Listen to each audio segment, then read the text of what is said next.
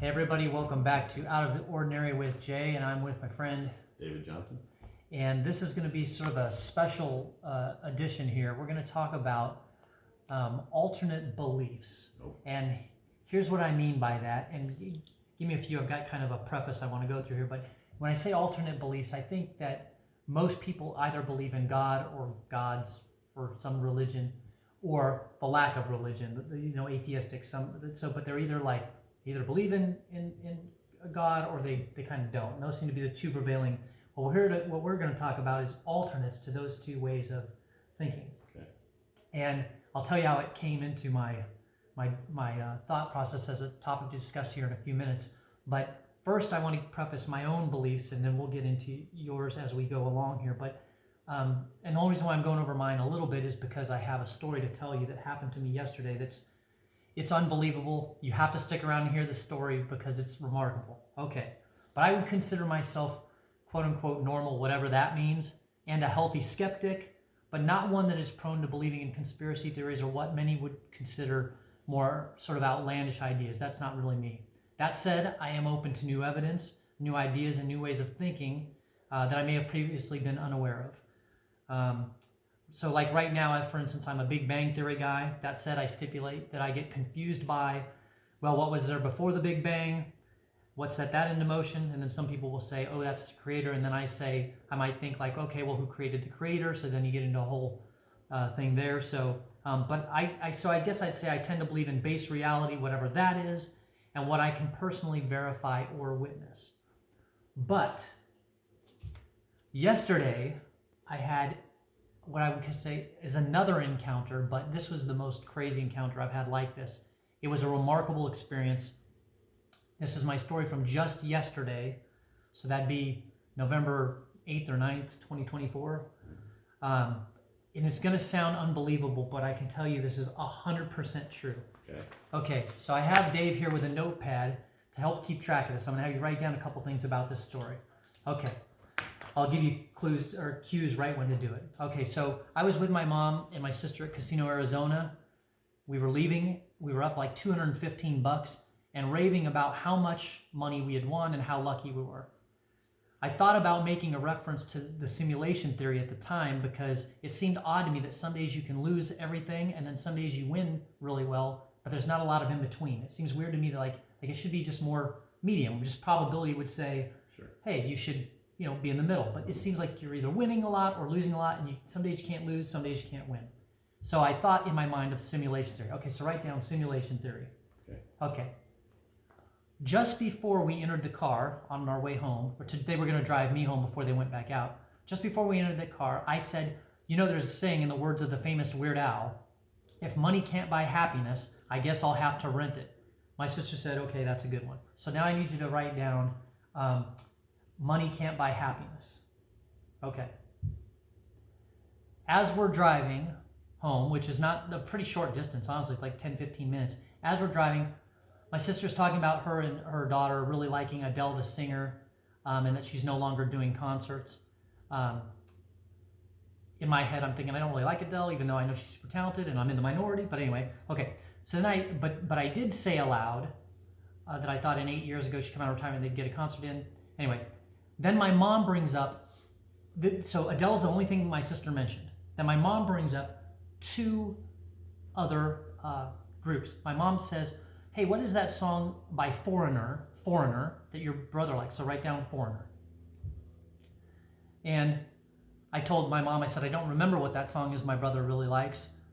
We should look it up on ChatGPT, but nobody did. So nobody looks up the song by Foreigner. Then my mom mentions how Paul McCartney was so incredibly talented, even after the Beatles. He had the group The Wings, so Paul McCartney and his group, the band The Wings, and he had this famous song that was even in a James Bond movie called Live and Let Die.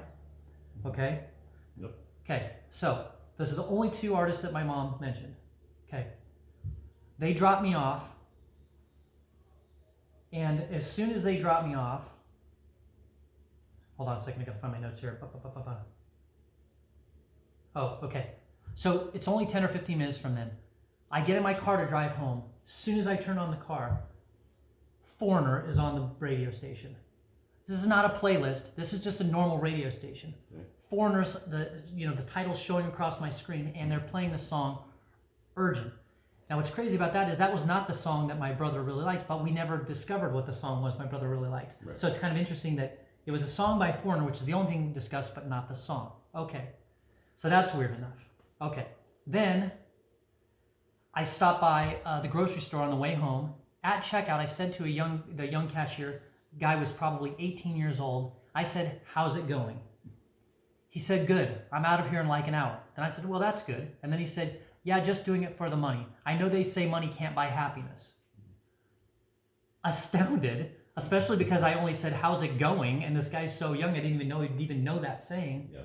I repeated to him what I'd said previously to my family. I said, "I guess you'll just have to rent it, line from earlier." Okay.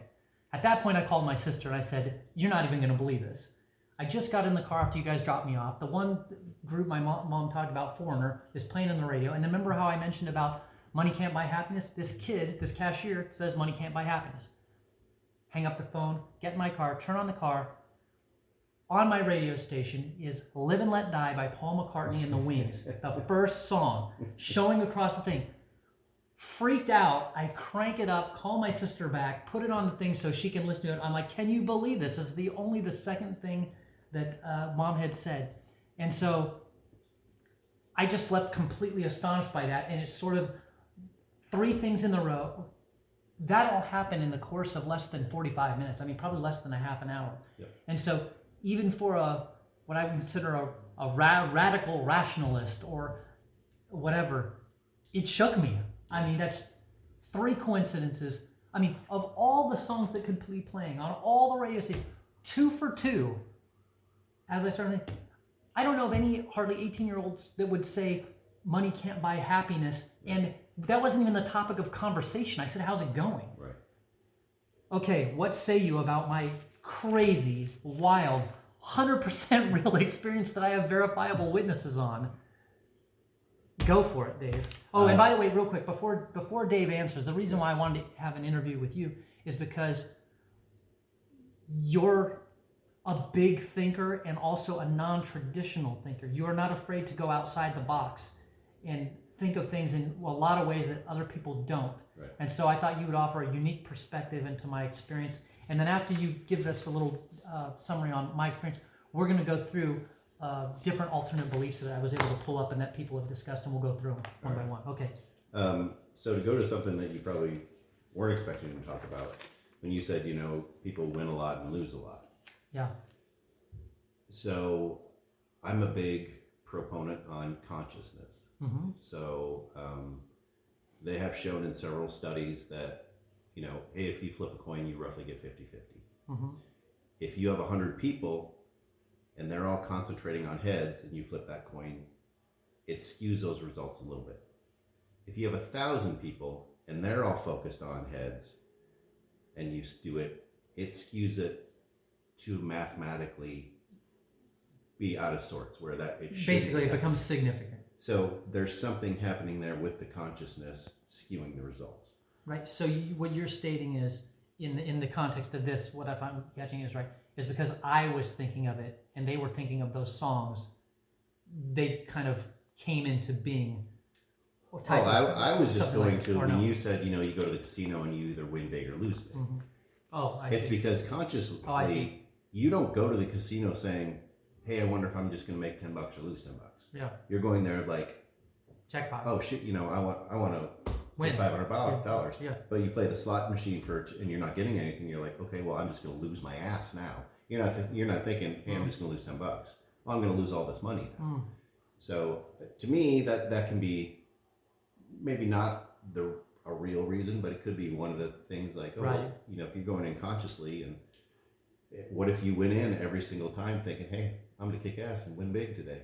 Yeah, the thing that got me mostly on this one, where I feel like there was almost like for lack of a better term, a blip in the matrix is, 2 for 2 on the songs when I got in the car. Yeah. It could have been any other songs, and it was also in the order. Not that even matters. Yeah. Like, it's just so, like I'm a big probability person, right? So the probability that the Foreigner song would have been playing, right, that's already incredibly improbable. Yep. Then the fact that the guy would say, money can't buy happiness, like that's on a level of freaky, weird, so incredibly improbable. And then for this to be Live and Let Die, which was the only named song by Paul McCartney and the Wings, like that hits a level of probability that's like, and this is why we're going to go through alternate belief systems, that makes me think like I'm in a dream, I'm in a simulation, something is askew.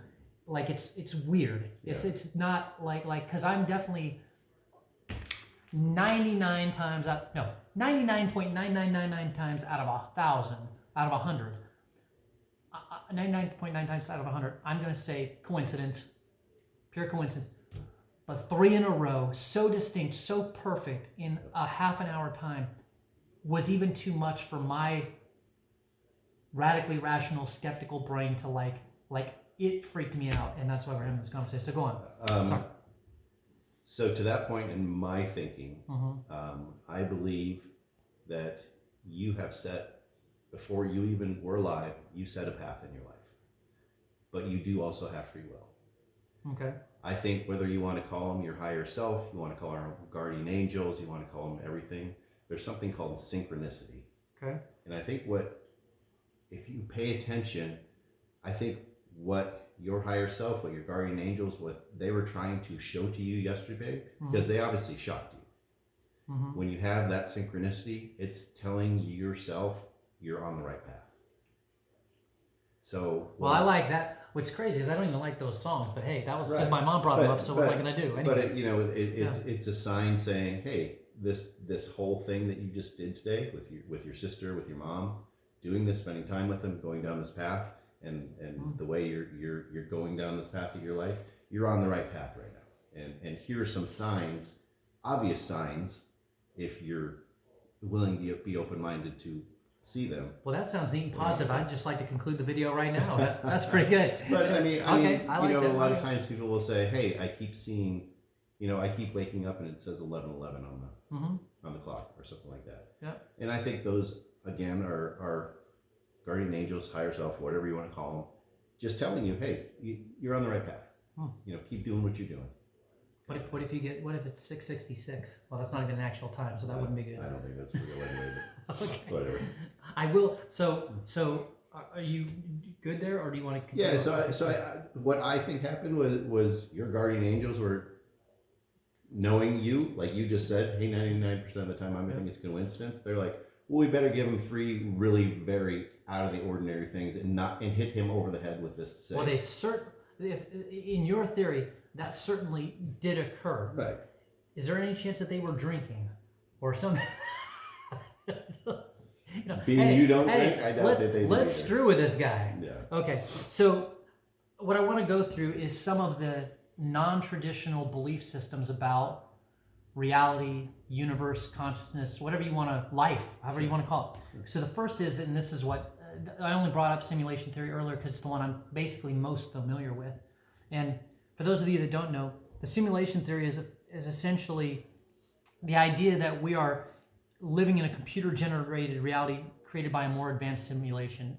For old school gamers, there was a game called The Sims, and it was basically a simulated thing. And so they may be doing it to be entertained, to study us.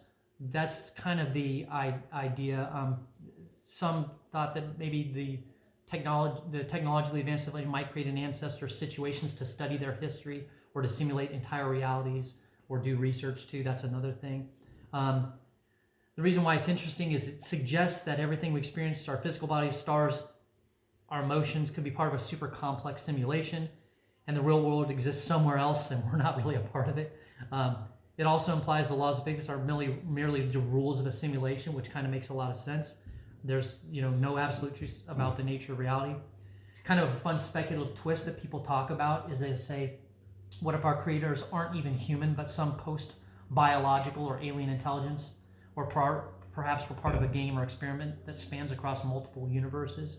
By the way, I will say simulation theory or non-simulation theory, it's still your life. You should live it, whether you're in a simulation or not. This is it. This is all you got. So, or it could be like The Matrix, the movie The Matrix, where we do exist, but certainly not in the way that we think we do, right? It's kind of a dystopian view. I think that's possible too. So, what do you think about simulation theory? Oh, this is what I want to say before we go on to these. I want us to rank these 1 to 10 in terms of how probable we think these theories could be. Okay. So, simulation theory, rank it, and then you can talk about it. 1 to 10. I'm going to give it in terms of, is it possible? For me, so many great minds have explained it so well. I find it pretty probable that it is a possibility. So I'm going to give it a 10 or close to a 10, a 9.5, that it is entirely possible, but that this whole thing we call life is a simulation. What is your grade, and what do you think about simulation theory? Yeah, I'll give it a 9, but Okay. I don't think, sitting in our human bodies right now, I don't think this is not real. Real to us. It's, well, I don't think our main brains are sitting somewhere in a jar and they're just pumping electrical stimulations into us. I don't think Oh, I that's see. what it Like is. not like the Matrix. No, I think we have other parts of our soul, and we've fractured this part of our soul off to put us into a lifetime during a certain time, because to see how we react to things. You know, one of the things So is testing ourselves.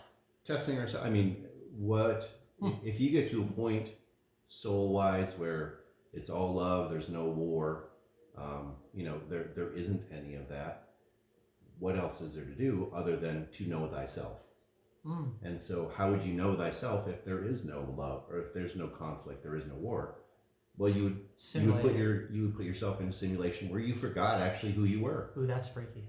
And that's a freaky idea. And put yourself, oh, I wonder what I would do in that situation. I'm going to give myself free will so that I'm not biasing myself down a certain path. So in this scenario, they've conquered peace and utopia. They're there, and they're either bored or curious. I don't or think it's investigative. I think it's more of a know thyself. You want to evolve your soul. Okay, your soul's gotten to a point. Your society's gotten to a point where it's all love.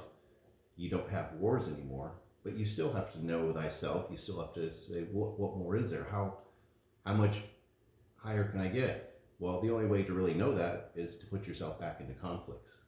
You know, oh, well, I don't care that I reacted that way. Like a self-stress test sort of right. situation. So yeah, I think there is some sort of simulation to it, but I don't think that we're just sitting in a jar being pumped full of electrical stimulations. I really think we are here, but I also think there's a part of us doing what you said. So a little more. I'm gonna give him some, you know, some items to show him he's on the right path, but he also has the free will to look at all those and say that is all coincidence. I understand. I gotcha. So on the simulation theory, I'm giving it a solid 9.5 out of 10. You're giving it a 9 out of 10, meaning we both think that it's highly probable as a possibility. Right. Okay. The next one is called the alien ant farm theory. This theory imagines that humans or all life on Earth are part of an experiment or some kind of zoo created by an advanced alien species. These aliens may observe us as if we were ants in a terrarium or lab rats in an experiment, manipulating or studying our behavior for their own purposes. This could involve everything from subtle manipulation of our environment, like changing weather patterns, to full-blown interventions such as abductions or strange unexplained phenomena. It's interesting because it raises the possibility that our entire civilization or even our evolution is the result of intentional design or observation by a more advanced species. In this view, humans might be unaware of the true scope of their existence, limited to the confines of their zoo, as big as it may seem. Sort of a speculative twist is maybe we're not even aware of the true scope of our cage. What if we live in a bounded system or reality where the very idea of escape or transcendence is forbidden or beyond our comprehension? Or perhaps we're an artificial species created to satisfy the curiosity of beings who see us as no more significance than we see ants or lab animals. What do you give this on? You rank it first this time. Scale of 1 to 10, how plausible is that? I'm going to give it an 8, but I'm also going to couple that with the simulation theory. Okay, go ahead. Explain. So I think in the same sense of, hey, we want to put ourselves in situations to understand ourselves. Mm-hmm. If you have I think we both agreed that in this giant galaxies and universes and everything, we Yeah. can't be the only species. It seems, again, going back to the way that I believe, which is based solely on probability, it seems almost impossible that we'd be it. Right. To me. So if you're an alien species that has evolved quite a bit, and you know that, hey, there's this place called Earth where people put themselves in certain situations, I would think, just as curious observers, they would like to see, oh, how are they handling racism? How are they handling, the difference between males and females? How, and not well. Yeah, and not for their entertainment, but for them to understand.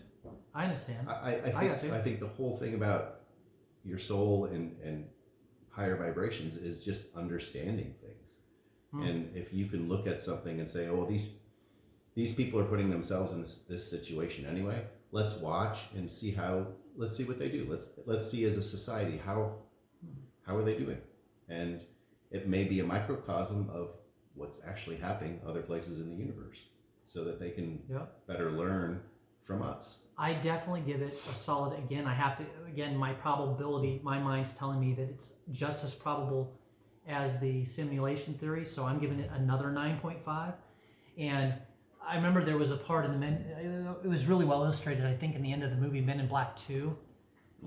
It shows the Earth, they do a zoom out, and the Earth becomes like this super small thing in a marble. It becomes a marble, and this alien is like shooting the marble, and then he puts it in a bag and puts it in his locker at like school or something. Like I can totally see how it's not a far stretch for me to think that, like a termite is to me, I am to this global expanse, or even farther, where the Earth is equivalent to like a grain of sand in the great expanse, in the great universe, or even smaller. Even it probably is even much smaller. And so when you break it down like that, to me it seems, it's definitely conceivable that, for lack of a better term, we're an alien ant farm. I mean, I could see it. So I give it the same 9.5. Yeah, and I think that's a good way to look at it, because it just look at, hey, if you have a little cluster of bacteria, or let's say a little cluster of bacteria on your food somewhere. Right. I think everything has consciousness. I think those bacteria have consciousness. Do they have the same level of consciousness we do? No. Right.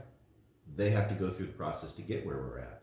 Because if you talk to that bacteria and said, hey, I'm not going to eat you, I'm going to go to Taco Bell and get tacos there, it has no idea what you're even saying, what you're talking, like it doesn't even have the concept. So I think, everything you could look at could be, alien ant farm.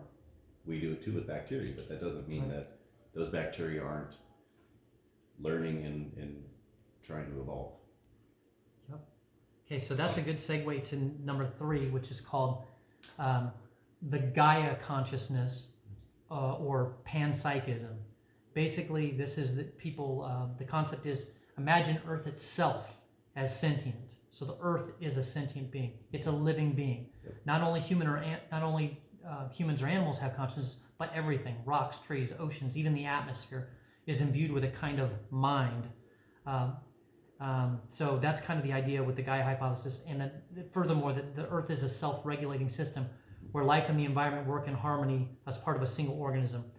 Why it's interesting is it presents a radically different view of existence where reality itself is conscious and intelligent. The Earth isn't just a backdrop for human life to exist on, but an active participant in shaping and guiding the course of existence. Sort of a fun twist is, what if all the phenomena we call natural disasters or storms or climate change are the Earth reacting to human activities in a way that's akin to how the body fights off an infection? Perhaps our civilization is an invasive species and the Earth is attempting to heal itself by causing events that might seem random or destructive.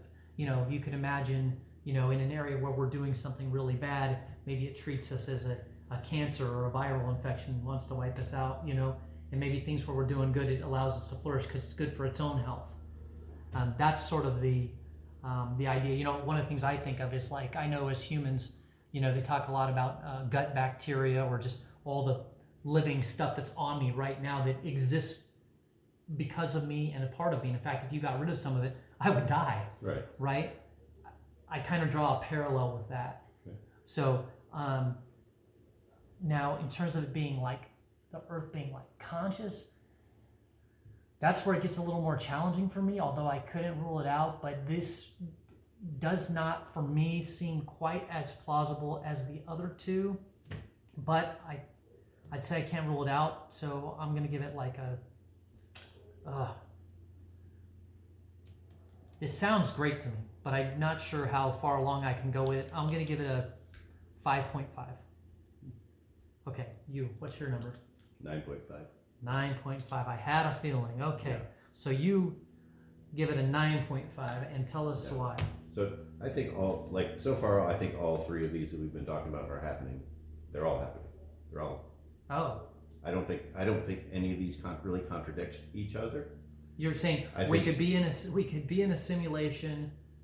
Where we're the being simulation watched. Could be an animal ant farm, and part of that is where The we're Earth is at could be conscious. conscious. Yeah. So you're saying all three could exist simultaneously. An argument can be made sure that that's true. Okay, so go on. Yeah, I mean, I think if you look at what are the atoms that make the Earth up that are different from any atom that makes you up? 0. So why, if you say, well, I have consciousness, well, why wouldn't something else have consciousness? Right, and It's again, made of the same atoms. And also that's our definition of consciousness. Right. There's our exact interpretation and definition, as if we as humans knew everything anyways. Yeah. So okay. Let me ask you this: do you think a plant has consciousness? I mean, I'm not qualified to answer this, but I'm going to try anyways, and I'm going to say that yes and no. In the way that we think of human consciousness, not really, but at the same time, I know they've proven things like talking to a plant will keep them healthier. Right. And they've shown the opposite. Being cruel to a plant, just verbally or whatever, Right. can make it wilt. And so, now, is that consciousness, or is that something that's just a biological, reaction to stimulus? And I don't know where the line is between consciousness and just a reaction to stimulus. Okay. And so that's why I'm hedging in terms of, I can't answer that question fully. Yeah. So read an experiment that's been done where it's the same group that did the coin flip thing, saying, okay, people's consciousness changed the reality. So they did a study where they had a light in the center of an empty room. They put a plant in the room, and what they did is they randomly had the light shine on one of 4 corners of the room. Okay. What they found was whichever corner they put the plant in, the light shined a lot more often on that corner versus just a random 25%, 25%, 25%, Right. 25%, showing that the plant had some sort of consciousness changing the reality so that it would get the light it needed.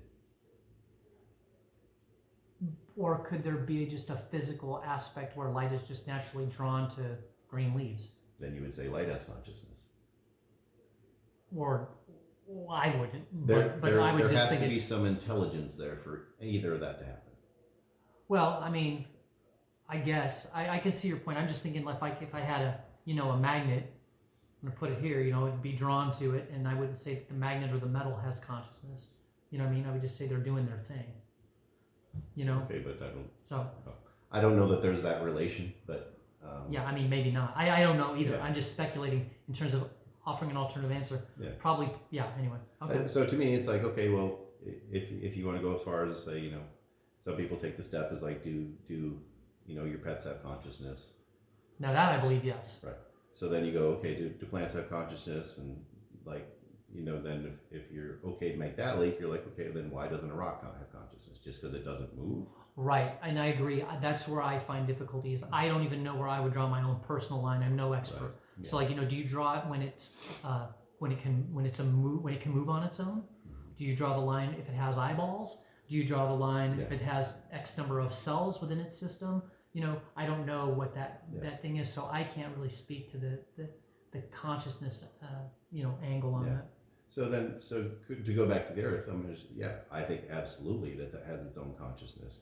Okay. But I don't believe that, if a hurricane happens here, it got pissed off at the people in Louisiana because they were doing something they didn't like.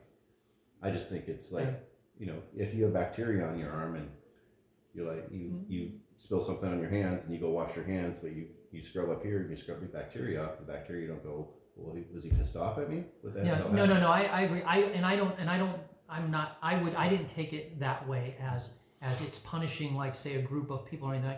I just took it as, there's a problem over here on my body, right? And so I've got to do something. I got to send, some, anyways, get my white blood cell count going. I still think it's bound by physics. So if, right. if the physics say that the storm needs to go this way, it's going to go that way. Right. Yeah. Okay. So next one is called the cosmic theater. So sort of an ancient and metaphysical view is that life is, this is one theory, is that life is like a grand play or a dream, a performance that unfolds for some cosmic audience or higher being. This could take several forms. Life as a dream, so reality is no more real than the world we experience in our dreams. The universe and everything in it is just part of some higher consciousness' dream or hallucination. The universe could be a stage where beings are playing out their roles, following scripts that are partly determined by fate and partly by free will. The actors, us, may not even be aware that they're merely playing roles. What's kind of interesting about this is it suggests that the apparent randomness or suffering in life might be part of a larger intentional design or artistic project. Perhaps we're characters in a drama whose meaning or significance isn't clear to us because we're just part of the performance, not the audience. Sort of a speculative twist on this is, what if this cosmic theater isn't even about us? Perhaps we're not the main act, but part of a much grander narrative. Or maybe we're just the extras in a much larger play about the universe itself. And what if after our performance ends, the cosmic curtain closes and everything resets? What do you think about the I know these are real easy ones. I'm not The cosmic theater. Again, I think that. Wait, give me your number though. I'm going to give that an 8.5 because I think there's a lot of aspects in there that go along with all the other ones. Yeah. I do think it is sort of a play. I think before either you and I were born, I think our souls, wherever we said, hey, at this point in our life, I'm going to come into your life, you're going to come into my life, and this is the part you're going to play. Right. And this is the part I'm going to play. And we're both going to do that to help us along this certain timeline that we wanted to put ourselves on to learn certain things. Right. So in that aspect, I do think we play a part of it. But I also think, here's the script you're going to read. I don't think you get it that way. I think you get, okay, well, here's why I'm putting you in my life at this point, but you still have free will to do whatever it is you want. Right. I'm going to give this one a 9 for the most part, just because I think it's just as plausible as the alien ant farm idea. It's just now they've made it a play, so I don't think it's that much of a difference. I will throw in my own little thing here that I thought of, that I think of from time to time, is like, what if like right now, this very minute, this is a dream? I'm in my own dream. In other words, I'm not nothing to do with aliens or whatever. Like, this is like the real me right now is in some coma, right? I'm out and I'm just dreaming of all this in the same way that I think I'm dreaming when I go to bed at night. Like, or maybe I'm in someone else's or something else's dream. I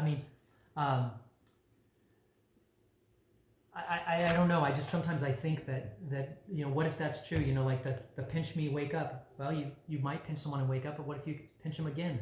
I don't know. Yeah. Anyway, so okay, so so the next one is what they call the time travel paradox. Bear with me on this one. I don't know that much about it. It's called we are our own future.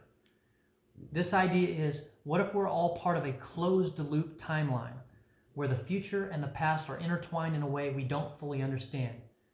This could suggest that all events are predetermined and the beginning of the universe or life was engineered by future humans and entities who eventually traveled back in time to ensure their own existence.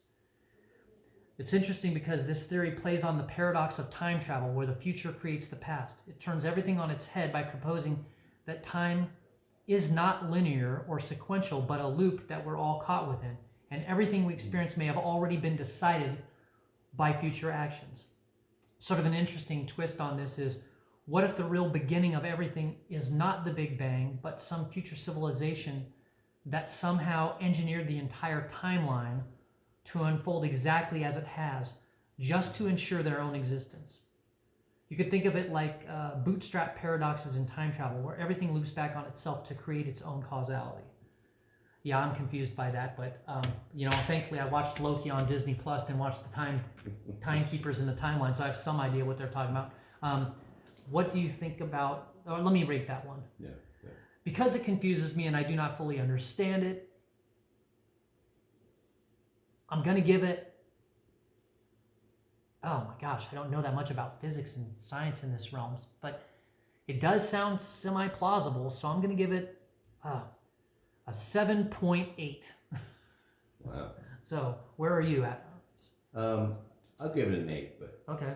What I do agree with it on is, well, the stuff I don't agree with is I don't think there's a set timeline. Mm-hmm. I don't think there's this set thing where no matter what you do, you're screwed. You don't think there's film and somebody could just like rewind it and go forward and backwards? Well, here's what I think. I don't really believe time is linear. Okay. That's the argument they're making, right? I think the past, the present, and the future are happening right now. Right, they're all existing at the same time. I think life is this big giant film strip, Mm-hmm. and at any point you can jump to wherever it is you want. Okay. Now, would it make sense to do that? No. That's why we do it frame by frame by frame. But when you watch a movie, you know it's a frame by frame by frame. It isn't a linear thing. Well, even if you were to know that it was such a thing, that doesn't mean you have the power to pick where you're going to be. Or do you? Or, well, okay. Well, I might have to try that, but I've not seen it. So, well, I see. But what if, like they say with alternate universes, if there's, I know this one's tough. This one's hard for me to grasp my mind around everything, but I think there are different fractures of you. So I think no matter what choice you make in life, there is a fracture of you that made the exact opposite choice to see what happens if you did that. That's sort of multiverse theory, which we're going to get into in a little bit too. That's one of the next two coming up. But yeah, one of the things I not challenge you on, but that I don't understand is like if I could say choose where I'm at in said timeline or whatever here, if there's another one me in the past, if we both choose different things, it doesn't really work out. That's the, you know what I mean? Like if let's say I'm like, oh, I could be in another timeline, or I could be existing in another way. If I did that and some other version of me along that same timeline felt the same thing, there might be a conflict. We both go to the same spot, same time, or you know what I mean? Like, I don't think so, because I think because again, you're like looking who in that timeline gets to be in charge. Well, there is no timeline, and that's a linear okay, thinking. well, okay, I got you. Yeah. I mean, I don't got you, but I'm just gonna move on because that one's tough for me. But okay. The next one, and we're only have 1, 2, 3, 4, 5. Only a couple more. They're good though. Okay, so the hive mind or collective consciousness. What if all individual consciousnesses, all of our individual consciousnesses, are part of a larger collective mind or hive consciousness? This could be a form of interconnection that transcends individual experience, kind of like how a beehive operates, with each bee contributing to the overall intelligence of the colony, but not necessarily aware of the larger whole. This suggests that individuality is an illusion and we're all just fragments of a greater collective intelligence. The experience of separation, individuality, selfhood could be a temporary phenomenon in an otherwise interconnected communal consciousness, probably for some purpose, I would imagine. Sort of a speculative twist on that is, what if the hive isn't just human? Perhaps it's a cosmic collective that spans multiple species or even multiple dimensions. We may be part of a much larger mind, an intelligence beyond our comprehension that is using us and perhaps other forms of life as vessels for its own experience. You rank it first. I'm going to give that a 10. Oh my goodness. Wow. That's a good one. Okay, so you're a 10. Do tell. I'll wait on. So I don't think that there's other creature, like higher beings out there trying to manipulate us. By the way, is this sort of similar to the Gaia thing? A little? Yeah. It's similar to a lot of them. Okay. I think if you look at an alien species and you have the technology to fly faster than the speed of light to get certain places, you're probably at a consciousness level where you have a group consciousness. The Borg. And you have, you have telepathy. You don't need to talk anymore. So you have that mind-to-mind thing. I think what we've done is, like I said, when we've fragmented ourselves off and we've put ourselves in these lives, we've given ourselves this ego to make us think that we are individuals and separate from each other, when I don't really think we are.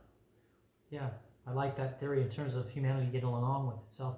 The only other thing I would say is that makes me think of, is when you said, flying faster or going faster than the speed of light, or telepathy or things like that. I'm like, those are things we understand, that we can kind of get our arms around as aspirational things that, wow, that would be incredible. I just stipulate there's a million things we can't even fathom. Sure. Like those are like, those may be, that might be like fire or the wheel in the overall scheme of technology. Do you know what I mean? Yeah. And so that gets really interesting. I don't know what I'm going to give this one. I'm going to say it's confusing again. It deals with consciousness. I can stipulate, again, I can get my arms around it in the same way that, bacteria and other things are living organisms on me and make up part of me, and without some of them, I would die. I can see that. It's sort of the Gaia thing for me. So I'm going to give this one a 7.8 again. No, 7.5. 7.5. Okay. The next one is existence as a memory palace. Reality as a construct. The concept here is the theory imagines that reality itself is like a memory palace, a mental construct where all of existence is organized and stored in a way that makes sense to some higher mind or intelligence. The world we see around us isn't real in the traditional sense. It's a fabricated or simulated structure designed to represent data or information. This view suggests that the material world might not be physical at all, but rather a massive, highly detailed mental construct, a kind of map of consciousness or a collection of thoughts and memories. Everything we perceive may be a projection of mind, like an advanced form of dreaming. So sort of a twist on this is, what if in this model we aren't the creators of our own reality, but merely inhabitants within someone else's constructed memory palace? Perhaps we are just data points in a mind's attempt to understand its own existence. Yeah. So I'll give you a real quick answer on that. I'm going to say that the possibility of that could be like I'm going to give it an 8.5. And the reason why I would just say that is because it does seem to me, again, in the same way that I have my own dreams and whatever those function of those, how is that reality? But for me in the dream world, it is reality. If I'm that to something else or some bigger thing, kind of makes sense that it's plausible. So what do you rank it? I'm going to give it a 4. Ooh, a 4. Don't believe this one. I do believe, hey, like probably a lot of your life is your conscious. If you believe in consciousness, you have to believe that, hey, a lot of your life is your projection of your consciousness. So being that that's a film strip, but I don't think that there's some overlord trying to control that. Oh yeah, so I'm not even saying, in my view, the way that I took that was, I'm not thinking there's some overlord trying to control it. I'm just thinking like we're literally his dreams. We're some function of their dreams. Again, sort of akin to simulation theory, but more of a, to put it in our terms, like of a biological process. Not buying it. Okay. So now we come to the popular one that a lot of people know about. Thank you, Marvel. Is the multiverse theory. Thank you, Marvel. Those were like their crappiest movies. But anyways, okay. The idea is that our universe is just one of many universes that exist within a larger multiverse. Each universe may have different physical laws, constants, and conditions. There's several variations of this theory. There's the many worlds interpretation, which is like quantum mechanics. This suggests that all possible outcomes of quantum events occur, creating parallel universes. There's the inflationary multiverse, which is in cosmology the rapid expansion of space. In the early universe, inflation might have created many different bubbles of space-time, each evolving into a different universe with different physical properties. This theory is a little bit different because the theory rejects the idea of a unique singular universe, and it instead proposes an infinite number of universes with potentially infinite variations in outcomes. You can answer that with your number. 10. A 10 out of a 10. Okay, so Do tell. Oh, I mean, just what we were talking about before, like you driving down the road and you turn right instead of left. Well, I think at that point you split and you create a whole other universe where that you went this way. Again, for your higher self and the alien ant farm people watching, for everyone to learn, okay, here's the two paths you went down. What was the difference? What is there to learn? Right. So I originally was going to rank this a little lower, but I'm going to go with I hate to give 10s. I'm going to give it a 9.8. 9.8. And the reason why I'm coming up with a 9.8, and by the way, this can coexist with other simulation theories and other things. So, but the reason why I come up with it is because I've always long thought, okay, let's say that, you've got this universe, the Milky Way, the Earth is a speck, the Milky Way galaxy is a speck. You've got this massive universe. Okay. Where's the beginning? Where's the end? Supposing there is one. And even if there's not one, like what's outside of it? What's on the other side? What's in every other direction? And so in the same way that I would think the universe is infinite, the universe of universes should be infinite. And so that's kind of where that's how I come to that. Yeah, it's hard to wrap your head around. Yeah, it's impossible to wrap my head around. But again, because I can't, one thing I can wrap my head around is that like you can't like have a starting point for the universe or an end point in the universe, or if you can, okay, it starts here. Okay, well, what was right before that? Or it ends here. Okay, well, what was right after that? Or what's to the left of it? Or what's to the right of it? And that's where I kind of get, that's where infinity comes into play for me. Is it almost is out of necessity, because I don't see. Again, anytime you have a stopping point, okay, well, what's on the other side? Nothing. Okay, well, nothing is something. Yeah. So. And this one kind of plays into some of the theories that, you talked about. Hey, if I'm always splitting, like at some point, what if I cross with myself? Yeah. And some theories say it's like, okay, have you ever had deja vu?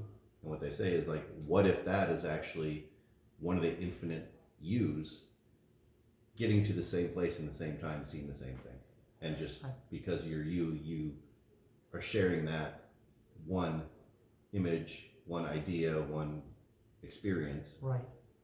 And then. Right. What I would say about deja vu, and even the initial story that I told you about from yesterday that I started with in this video, every time deja vu is brought up, or the story that I brought up, anytime somebody tells me a story like that, or even I experience on my own, I just say coincidence.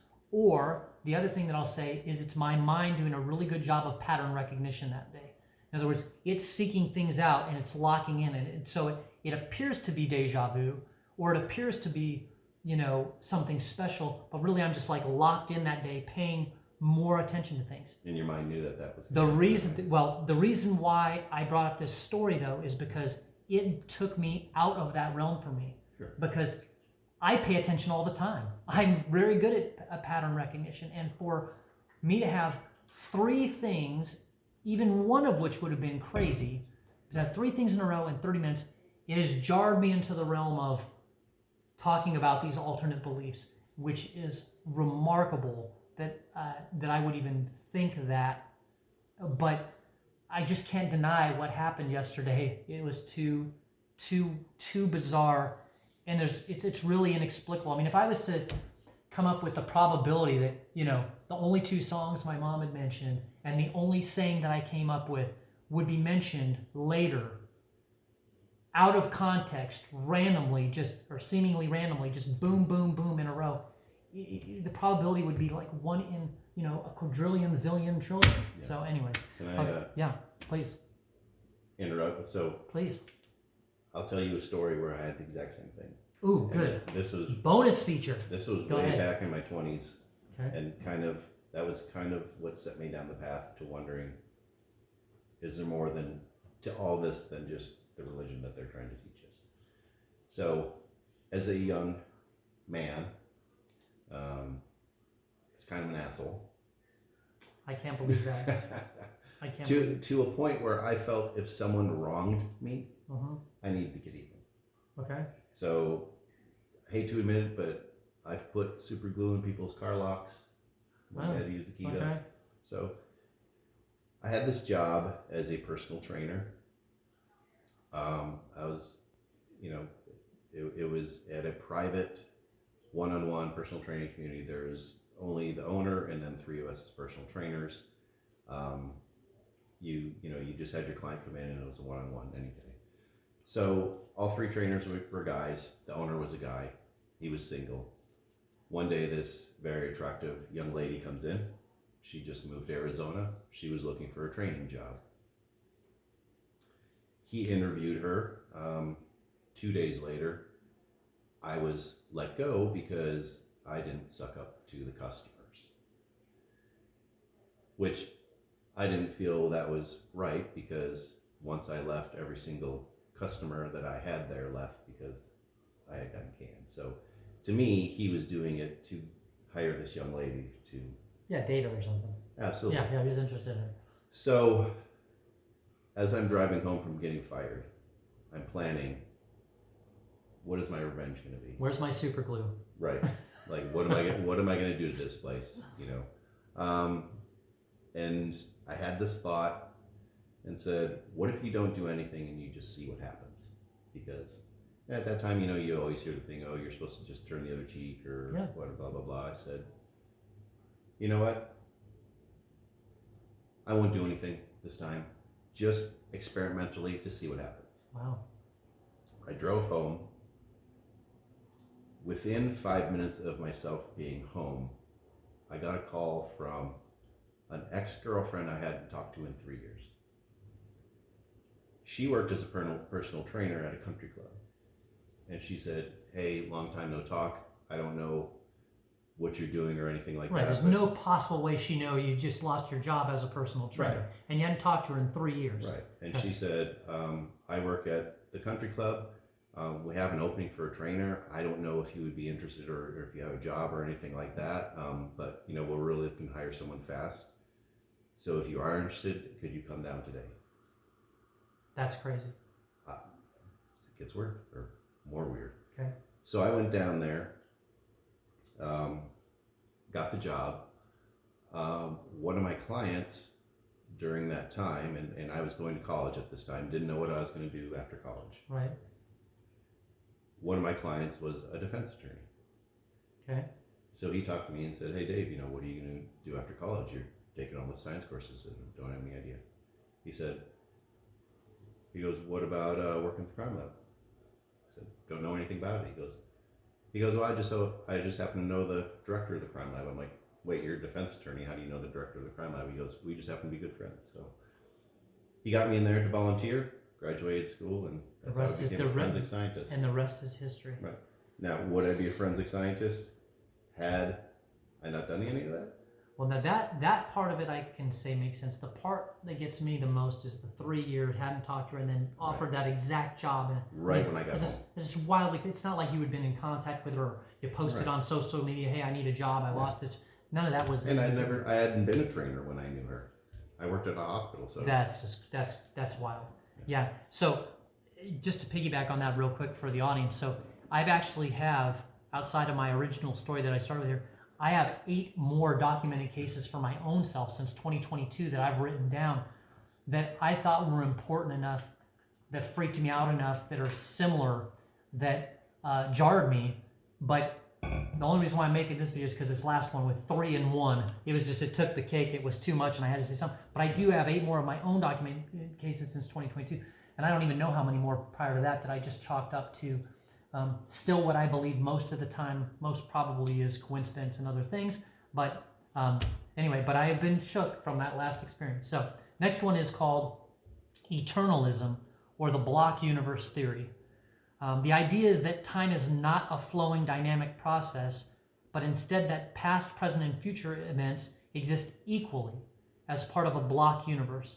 This suggests that the passage of time is an illusion, and all moments in time are fixed and eternal, similar to how different locations in space exist all at once. This is different because it challenges our intuition that time flows forward. Instead, all moments are laid out in four-dimensional space-time, and we merely perceive a single slice of that block. The philosophical roots of this are basically the ideas closely related to the philosophy of eternalism, which asserts that all points in time are as real as any point in space. You want to take that one on?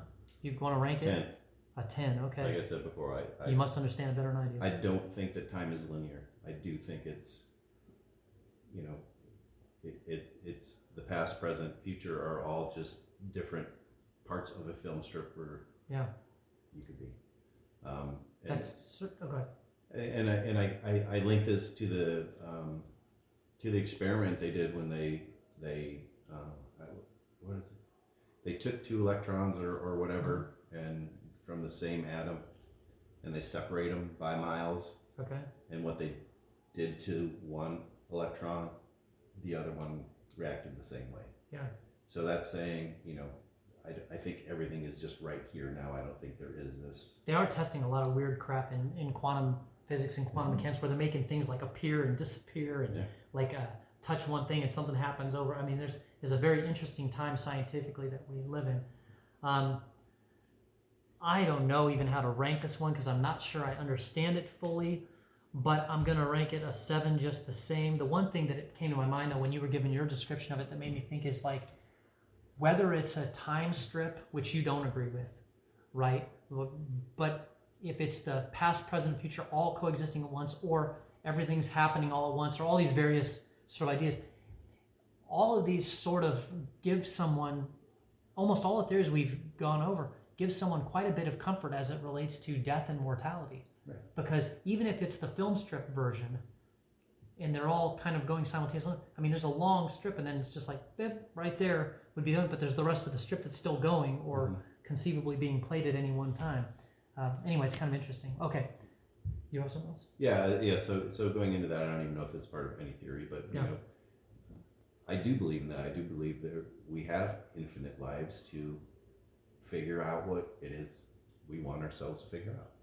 And a lot of people had said, you know, well, how can, you know, if there's a God, how can he allow suffering? How can he allow blah, blah, blah, blah, blah? It's like, well, I said, on one hand, I said, how do you ever learn empathy if you've never suffered? And to me, it's like, so, you know, those are, you're trying to teach yourself something. But on top of that, you know, if you have infinite amounts of lives, and let's say, like, you know, they say, oh, well, how could God let this little baby come into the world and then just die? Indeed. Well, if you can be reincarnated infinite amount of times, and you say, hey, Dave, I want to learn how to deal with loss in this lifetime, will you come and be my kid, but you're going to pass away? Sure. So I'm just going to be reincarnated. I see. So it's but it's blinded to the people. They don't really know, because the experiment would fail otherwise. Right. So what if we knew we had infinite amount of life? So if you, on your infinite lives theory, does that mean that we're diverging a little bit, that's fine. Are there multiples of you running at the same time? Yeah. Okay, so then which one of you is you? All of them. I know, but if you're out there experimenting to grow, who's the one trying to grow? You right here, right now, or is it some other one and you're just the lackey doing this job right now? I guess you know what I mean? The way I think of it, there's a grand you, where right, and are you that grand you or not? And all these little slivers of you are learning things, sending it back to the grand. So how do you know which one you are? You're all of them. But how do you know if you're the sliver or the grand one? You're a sliver, but you're also part of the grand. Oh, okay. I get that. Yeah. I gotcha. You can be both. You are both. Okay. I got it. Okay. Next one is my brain's gonna explode. By the way, I should have said this right out of the gate. Neither one of us is on any kind of drugs. We have not been drinking. We're two sober men just having a very weird conversation. So, nothing weird going on here on that front. Okay. Next one is called the holographic principle. The universe and everything in it could be a hologram, meaning that all of our three-dimensional experiences are projections of two-dimensional information encoded on a distant boundary, like the surface of a black hole.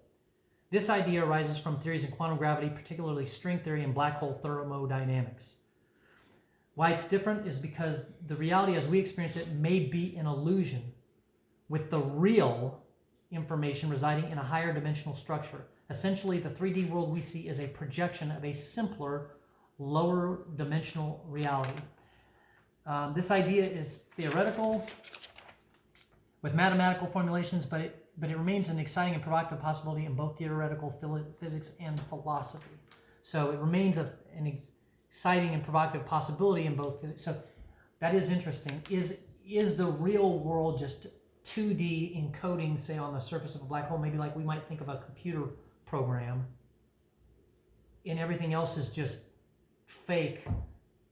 Maybe like I don't know. What do you think about that one? I'm not sure I understand it fully. Yeah, it's saying that it's a projection of a less 2D. No, I'm gonna give it a 4. Yeah, I'm gonna give it a 4 also, because I think I agree with you on that one. Yeah. Okay, the next one, and this is the last one, it's the idea of no-thingness, not nothingness, no-thingness, or sometimes called the null hypothesis.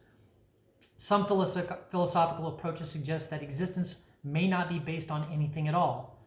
Instead of thinking about the origin of existence, this hypothesis proposes that reality is simply a manifestation or illusion emerging from nothingness, where nothing itself is a fundamental aspect of existence.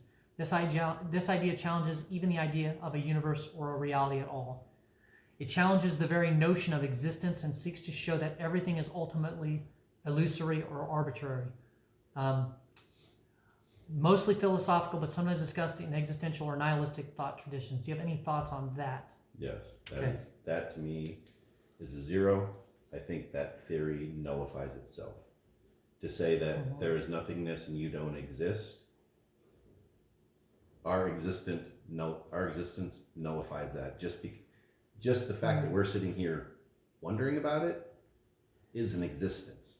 Yeah, that nullifies that there can't be an existence. I agree with you 100%. I'm giving it a 0 also. I say, because even if our existence is any of these other things, a hologram, an illusion, just a bit of data, that's still not nothing. Right. Okay. Thanks, Dave. That was a very interesting interview. I don't know if I'll ever do one like that again, because my head hurts like a mother.